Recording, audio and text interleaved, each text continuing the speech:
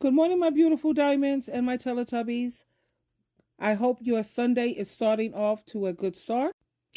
This morning, I was thinking about single mothers and the power of having grandparents and a real circle group. And I was also thinking that not everybody's called to be a full time parent, and that's okay.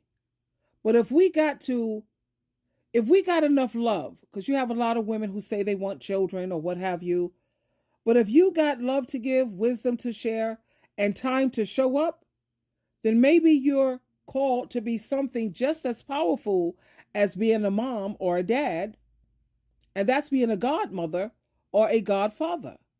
Have you ever thought about that? Because let's be honest, single moms out here, they're doing the most.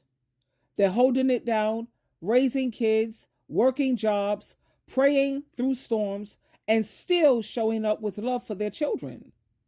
But even the strongest woman needs a break, and she needs to have backup. And that's where godparents come in. Being a godparent isn't just about showing up for birthdays and buying cute little outfits and gifts. It's about being present. It's about saying, sis, don't worry about it, baby. I got you. It's about picking up the phone when she's too tired to talk. It's about taking the kids for a few hours or maybe even some days, maybe a week, so she can breathe, cry, sleep, or just sit in silence. You know how we always talk about it takes a village to raise even one child? So it's about time that we stop talking about it. It's about being the village that we talk about, but we don't always build or we don't always practice it. Galatians chapter 6, verse 2, it says, share each other's burdens. In this way, you obey the law of Christ. We need sister circles, women who pray together, cry together, laugh together, and hold each other up. Not just brunch friends. We meet for brunch or lunch or dinner date, hang out. We need real ones. The kind who know when you're struggling, even when you say, you know what, I'm okay. You ask her, so how you doing? And she's always saying, I'm good. And we also need brother circles too. Men who protect, provide, and pour into the next generation of these boys growing up. Not just talk about being leaders, but actually leading and showing up. Become a mentor. 1 Thessalonians 5:11 says, encourage each other and help each other grow stronger in faith. Now, this isn't about being perfect. It's about being available. It's about showing up with love, coming at them with truth and with consistency. Let me use that word consistency again, because sometimes the most powerful thing you can say to a person is, I'm here. I know you need some help. I know you're not saying it, but I'm here. So if you're not called to be a full-time parent, don't sit on the sidelines. Go be a godparent. Be a spiritual auntie. Be a bonus or extra uncle. And be the one who steps in when life gets too heavy. Because when we build real circles that are rooted in love, faith, and action, we raise up kids who know that they're surrounded, they know that they're loved, they're not alone, and they are valued.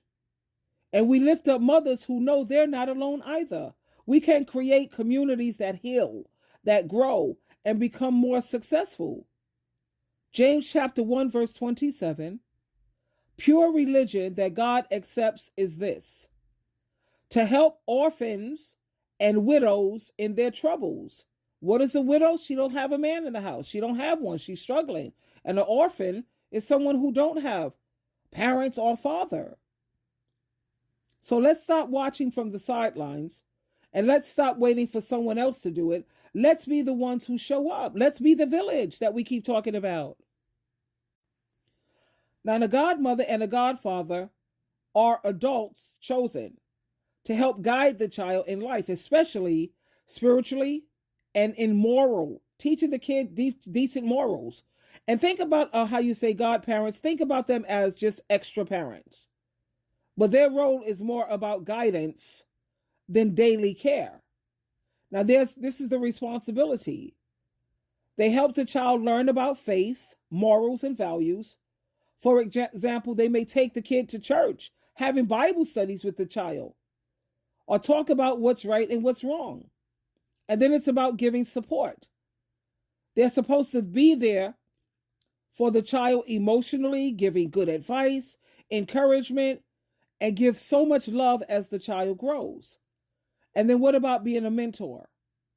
They can teach life lessons, help with big decisions, and model good behavior.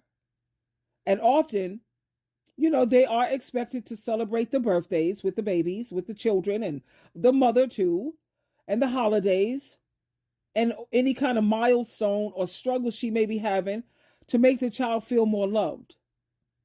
Basically, it's about what kind of person they are and what they bring to the child. That's basically it, rather than just a hard rule about, their gender. A godfather and a godmother, their role is similar. It's the same. So being a godparent, it's like being someone the child can always look up to and who they can trust for guidance, support, and some extra love. So I was just thinking about that as I look on social media and I see more and more of these single mothers out here. I mean, they are just trying to do it all. And like I said previously, the strongest woman, it's too much.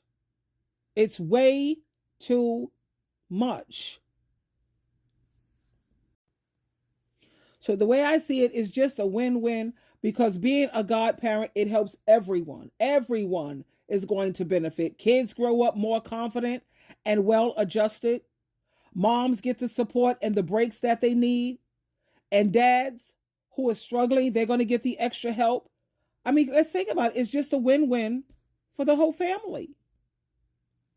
How about give it some thought? And if you're still listening, please hit the thumbs up and the like button. I really appreciate it. And that feels like love to me. Thank you very much. Twinkle, twinkle, twinkle.